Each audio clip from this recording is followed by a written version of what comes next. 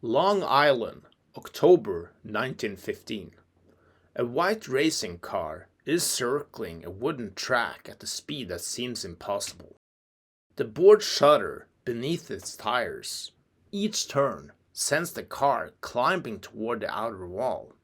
There are no seatbelts, no protective suit. The driver keeps accelerating into the curve. His name is Gil Andersen. At this moment, he is the fastest man in America. Soon, he will cross the finish line and win the first prize of $20,000. He will become a national sensation and continue racing through the deadliest era of an already deadly sport. But eventually, his path will turn downhill.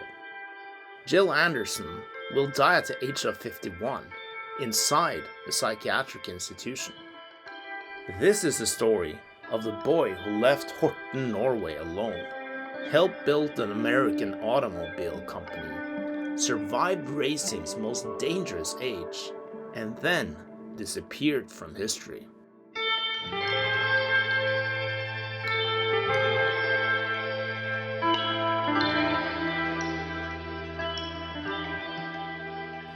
Gil Andersen was largely forgotten for many years.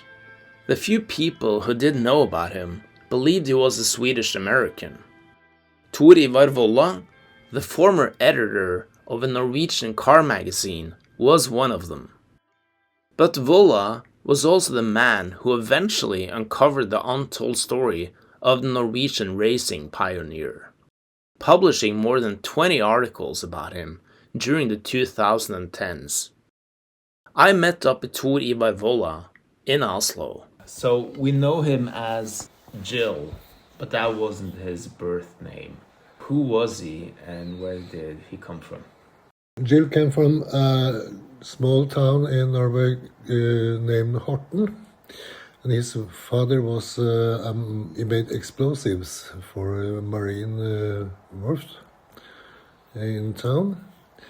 He was quite poor, built his own house. Gil was his second child.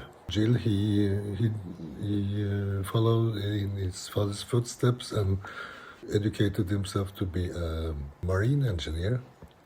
And when he was 15 years old, he migrated to the United States alone because the family was poor and he had got a lot of small brothers and sisters, and it was difficult for the parents to feed them all. And he arrives in Chicago around 1895. This is a couple of years after the World Expo in Chicago. Mm-hmm. And a lot of things are happening there at the time, right? Especially around mechanical engineering and stuff like that. Yeah. It was a typical industrial town in those days. And it also had a big port. A lot of immigrants coming there, among them Gil, and also another Norwegian named Adolf Monsen. He came there some years before with his mother, and he started a bicycle shop in Chicago.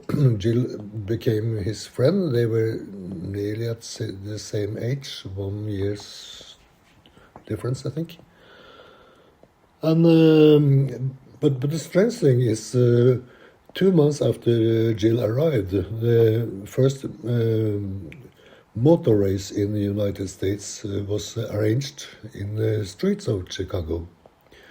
And supposedly Gil and Adolf saw this race. If they did spectate the race, the experience must have planted a seed in both of them. As Volla mentioned earlier, Chicago was already an industrial city, but it still moved largely by horse, streetcar, and steam. Yet in workshops, garages, and back alleys, mechanics were assembling a different future.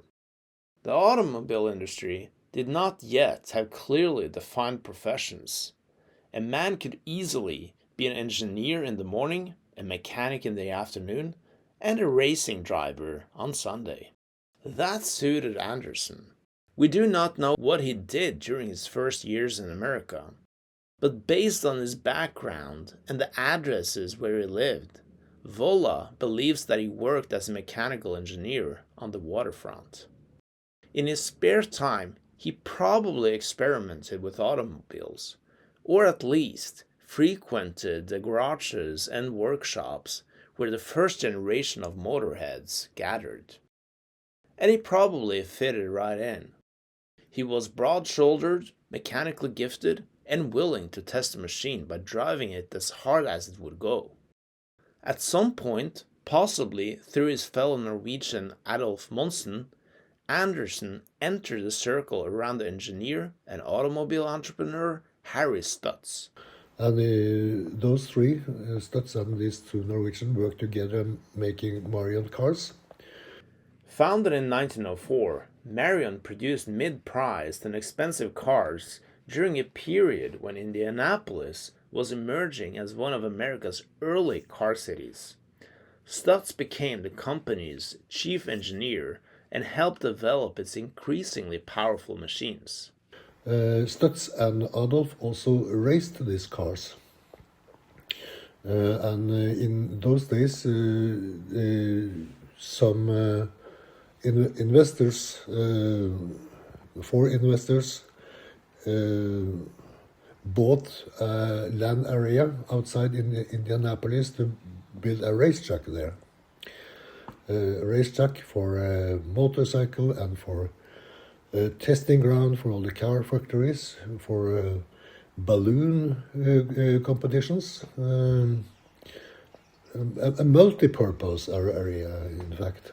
And they also started to race there, Stutz and Adolf Monsen. Gil was mostly a mechanical engineer there, but he helped also on the track. But in the first races at this Indianapolis Speedway, it was a lot of accidents. It was still tar and dirt on the ground, and not concrete or anything like that. So it was very difficult to drive, and it was very long stretches, fast stretches. The tires were very fragile and punctuated quite often with fatal results.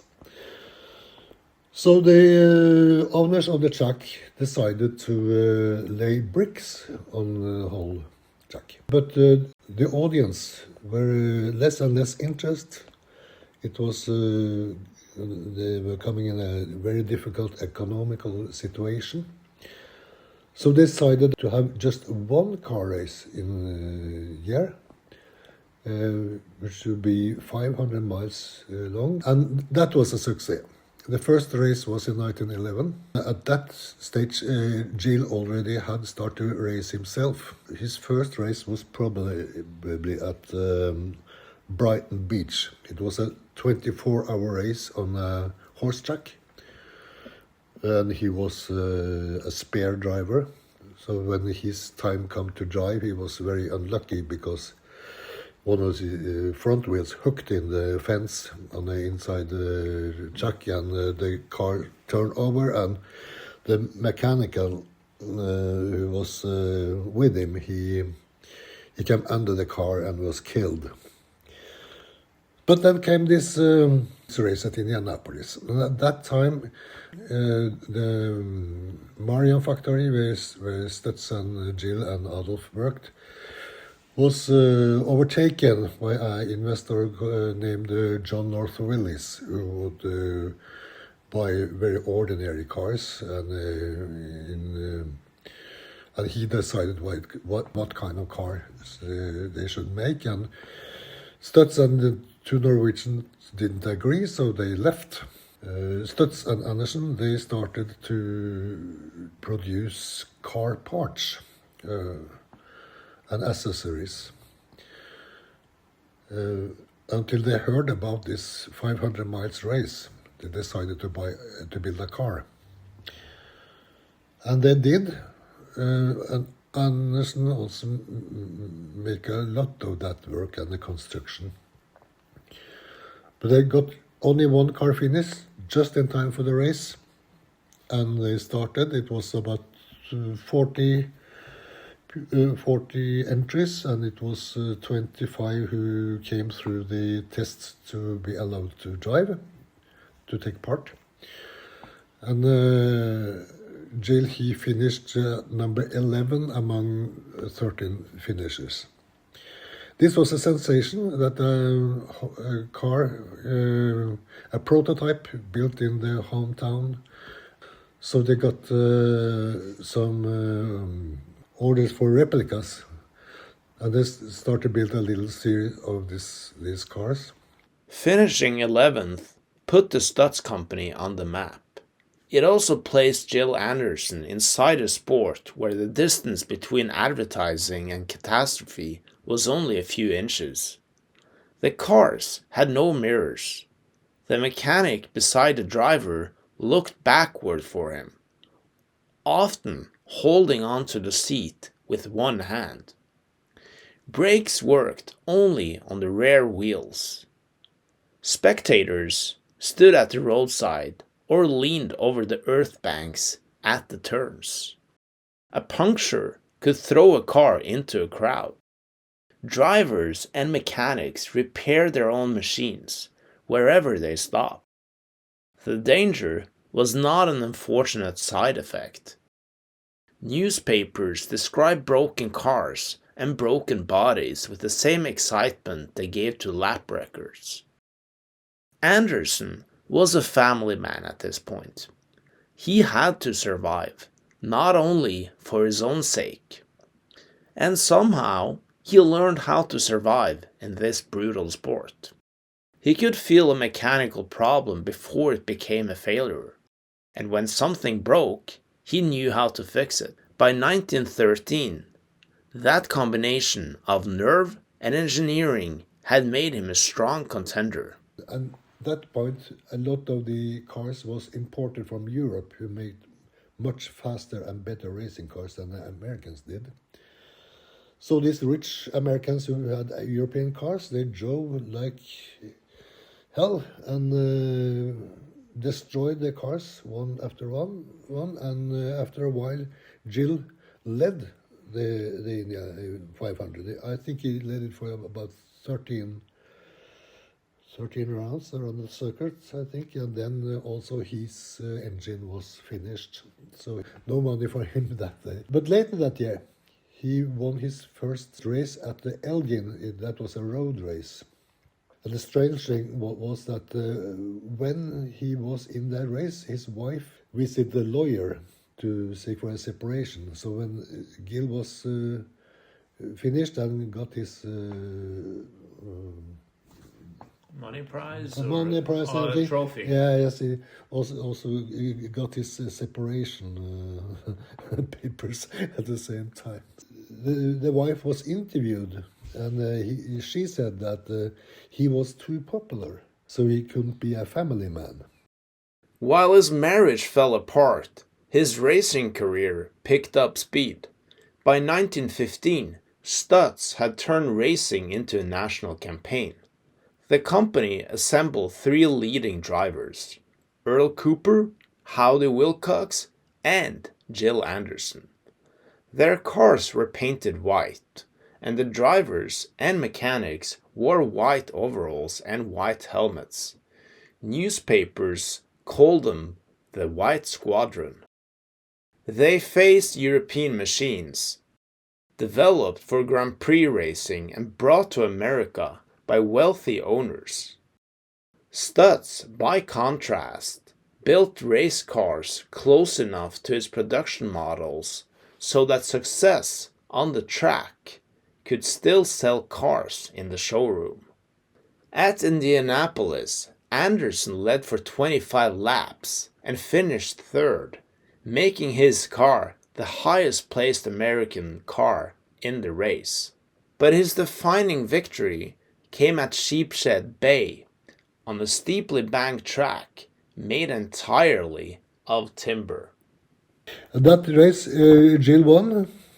Not only the race and a lot of money, but it was only Also the first chuck race in the world, which was won with a speed of more than 100 miles an hour, average speed. So he was the first person in America ever who drove a car faster than 100 miles an hour. No, on a chuck. On a track? Yeah, because you have speed records on beaches, you know. Ah, okay. That was the land speed records they were driving there. And they were, at that time in 1915, well, it was about 200 kilometers per hour, I think, a little more. Okay. Kilometers or miles? Kilometers. Okay. But that would still be over. Under 30 miles, yeah. So you can think 100 miles for driving for hours on a track that with curves. Yeah. That's another story than to drive in a straight line for 3 minutes. Right. But also when he drove when that was his average speed, I'm sure his top speed was probably close to 120, 130, or what do you think? Yeah, it must have been very close up to the land speed record. It must be, but you know the curves. The curves were not flat. They were built up curves, so he could hold a very high speed through the curves too. At the end of 1915, at the height of his fame, Andersen returned home. He had left Norway as a 15-year-old boy named Gulbrand. 20 years later, he returned as Gil, an American citizen, a factory engineer, and one of the best-known racing drivers in the United States. A lot of things had changed since he left the old country. His father had died, and he now had several half-siblings. Gil and his wife, her name was Elsie, they took the local little ferry down to Horten, his hometown, and lived on a hotel there.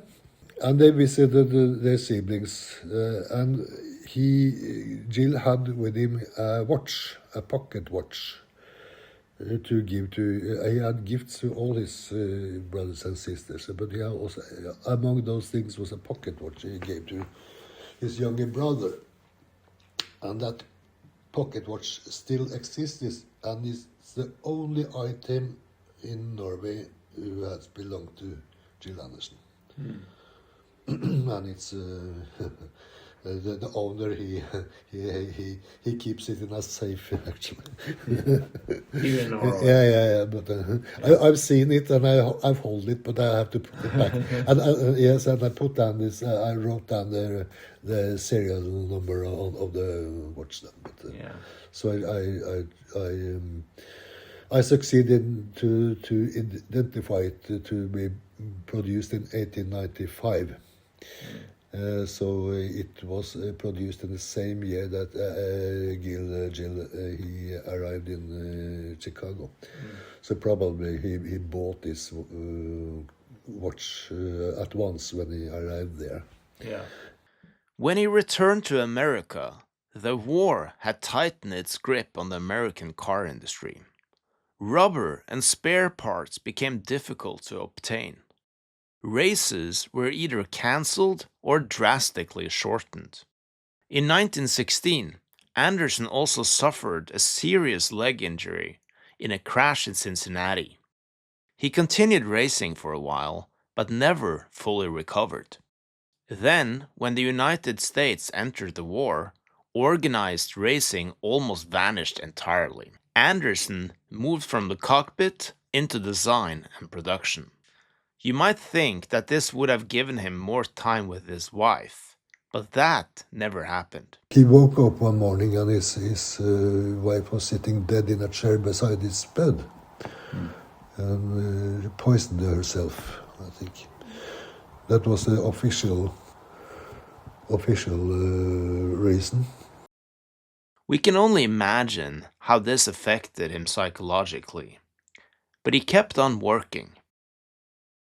Joined his old friend Adolf Monsen to start up a new car factory in Logansport, some miles north of of Indianapolis.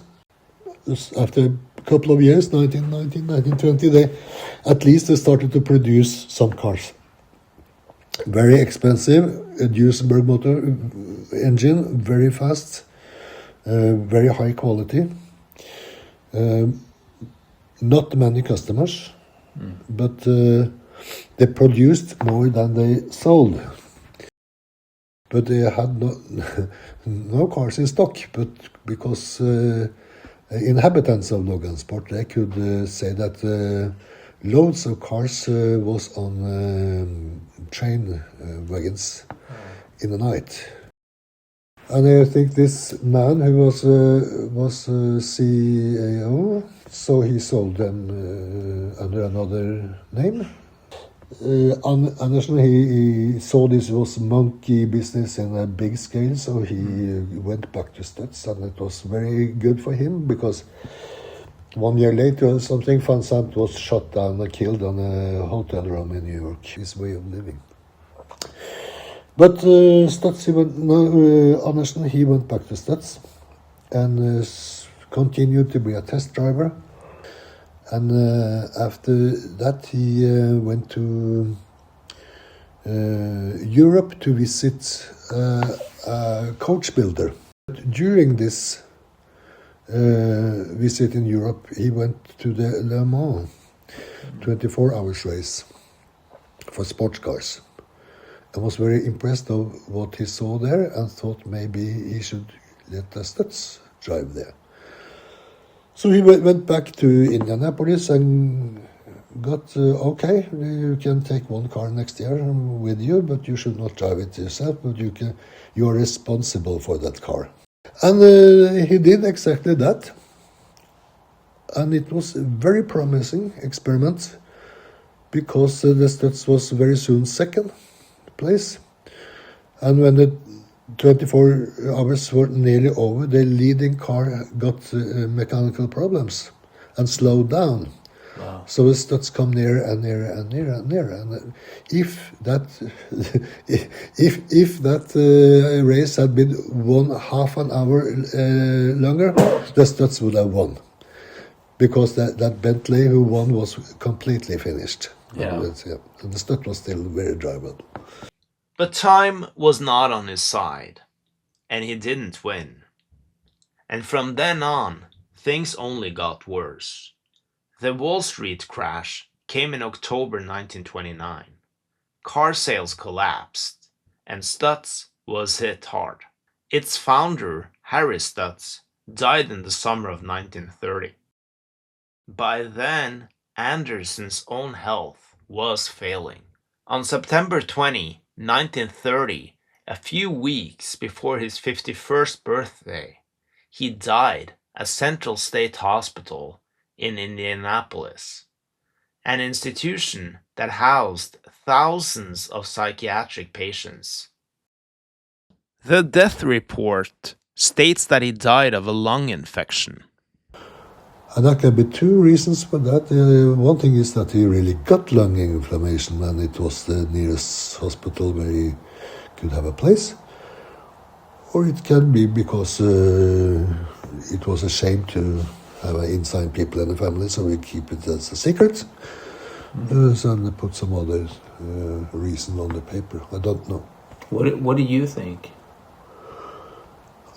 It was a very hard time in general. In I think it was in October. It was 1 year after the Wall Street crash. A lot of people lost everything they owned. Andersen is now included in the Indianapolis Motor Speedway Hall of Fame, the only Norwegian there. But his larger importance was not simply that he drove faster than other men. He was part in changing America in that way that the American car industry became more self-confident about their quality, and they were fast enough and they were good enough to be compared with European cars. And that wasn't the case before that. So his constructions and his results that he could beat them on the tracks did very much for not only Stutz but also for other car factories. And this was a period when American car industry grew very fast because all the Europeans was at war. They stopped the car production for 4 years, and the Americans continued. My name is Fredrik Kalstveit, and this podcast was made in conjunction with Vesterheim and with the support of Norway House Foundation in San Francisco. The music you hear in the background was made by Jan Skoglund.